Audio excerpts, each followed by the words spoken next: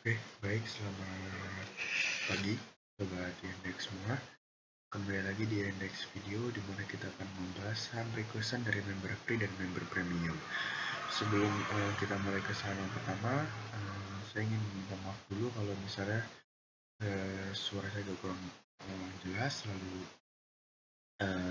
batuk-batuk di pertengahan nanti, karena kondisi badan lagi agak kurang enak gitu ya.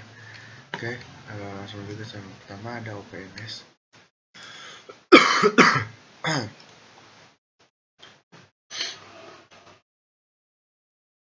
Oke, untuk OPMS secara trennya sih masih cenderung downtrend. Ya, secara trennya masih cenderung downtrend. Analisanya masih sama ya. Dia mendekati support di sini selama masih berada di atas 100 sih masih oke ya. Tapi kalau jebol 100 lebih baik out dulu nih untuk si OPMS ini. Lalu kita cek Broksumnya. Untuk OPMS, wait ya.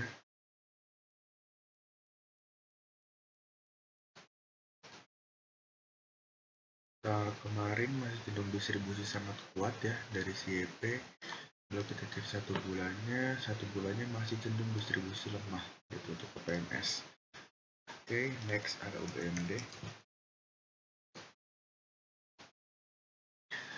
Untuk OBMD, kalau saya boleh saran sih buy on breakout 220 aja ya. Jadi buy ketika dia breakout 220, lalu taking profit satunya di 230, taking profit 2-nya di 240 gitu ya. Tapi kalau misalnya hari ini koreksi selama masih berada di atas 189 sih masih aman-aman aja. Tapi kalau jebol 189 lebih baik out dulu nih untuk si OBMD. Lalu kita cek Broksumnya.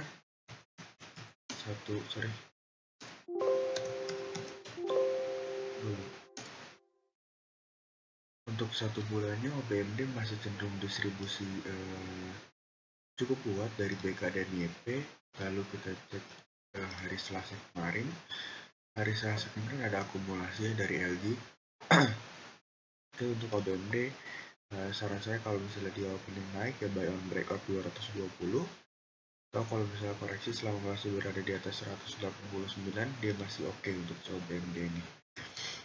Lalu ada SDPC. Ini udah terbang tinggi. Kalau udah terbang tinggi kayak gini, saran saya tunggu koreksi aja dulu ya. Tunggu dia koreksi dulu. Atau kalau misalnya mau scalping bolehlah ya 2-3 tick out, tapi itu high risk ya. Yang belum biasa scalping jangan dulu. Jadi kalau saran saya tunggu dia koreksi dulu untuk si SDPC ini. Lalu kita cek Broksumnya. Hari Selasa kemarin ada akumulasi.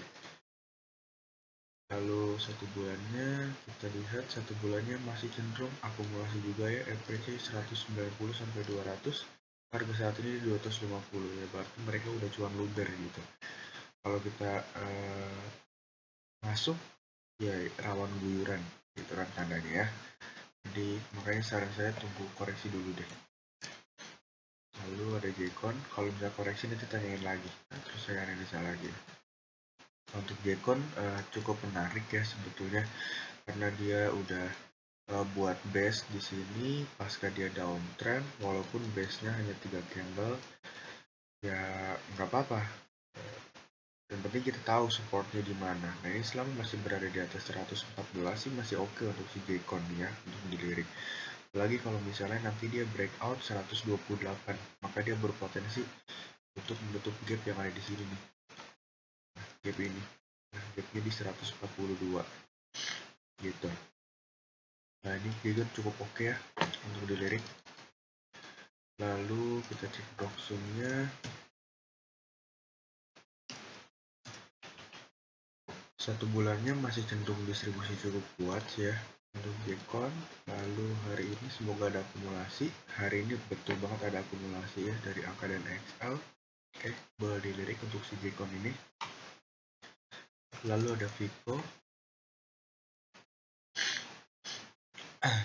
Untuk Vico ya, kita lihat biar nggak pusing. Vico secara channelnya sih masih ini kayaknya sepi banget ya transaksinya ya, sepi sekali sepertinya. Jadi karena sepi, saran saya sih buy on breakout 174 ya. Kalau misalnya breakout 174 nanti taking profitnya di 185 siapa tuh dikasih gitu ya. Lalu setelah itu menuju ke 200 gitu. Jadi buy on breakout aja untuk Vico. Nah dia tuh kemarin aja sepi banget kan. Nah, tapi masih cenderung distribusi lemah. Lalu kita cek satu bulannya masih cenderung distribusi cukup kuat dari CNI gitu. Oke, setelah itu ada Goto cukup heboh, cuan lebar juga. Kalau saran saya sih buy on breakout 108 ya, untuk Goto buy on breakout 108, nanti taking profitnya cepet-cepetan aja lah terus si Goto ini. Lalu ada Broxumnya, kita cek satu bulannya cenderung distribusi sangat kuat. Lalu tanggal 13 kemarin sangat kuat sekali distribusinya ya, dari YU, CC ya, BB nih, YU, CC sih paling signifikan. Nah ini ya, ketika dia naik ternyata kondisi vulnerability-nya distribusi sangat kuat. Jadi mengapa saya sarankan buy on breakout ya, 108, buy on breakout 108. Oke, lalu ada WIRK. Untuk WIRK dia selama masih berada di atas 138 sih masih oke ya. Tapi kalau di bawah 138 lebih baik out dulu. Tapi saran saya lebih baik buy on breakout 155. Nanti taking profit satunya di 160, setelah itu ke 170 gitu ya. Itu untuk WIRK. Lalu kita cek Broxumnya. Broxum hari Selasa kemarin masih cenderung distribusi lemah. Lalu kita cek satu bulannya masih cenderung distribusi sangat kuat untuk WIRK ya. Di saran saya tetap buy on breakout 155, taking profit 160, taking profit 2 170. SL-nya ini mana? SL-nya under 127 ya. Lalu ada Raffi.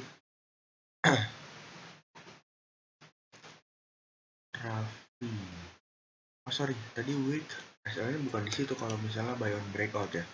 Kalau misalnya buy on breakout berarti SL-nya kalau dia masuk lagi ke area 155, under 155 maksudnya. Ada Raffi. Untuk Raffi mulai ada pantulan. Ini kita dilihat ya biar nggak pusing. Untuk Raffi dia turun ya, tapi mulai ada pantulan, tetap dia gagal breakout dari kuningnya. Nah, jadi saran saya buy on breakout 155 ya, 155 buy on breakout untuk si Raffi ini, untuk memastikan bahwa dia memang seriusan mantul atau enggak gitu ya. Lalu kita cek Broxumnya.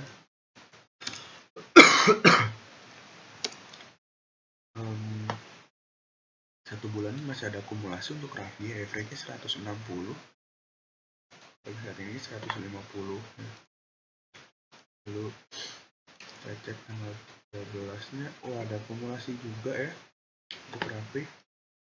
Ya boleh sih kalau mau dipantau nih Raffi ya, semoga bisa kasih cuan juga nih. Jadi buy on breakout 155 gitu. Oke, mungkin untuk sesi 1 sekian. Nanti tonton lagi sesi 2 ya, ada Mari juga ada, lalu BBYB, Yendex, dan lain-lain. Nanti tonton aja ya sesi 2-nya. Thank you.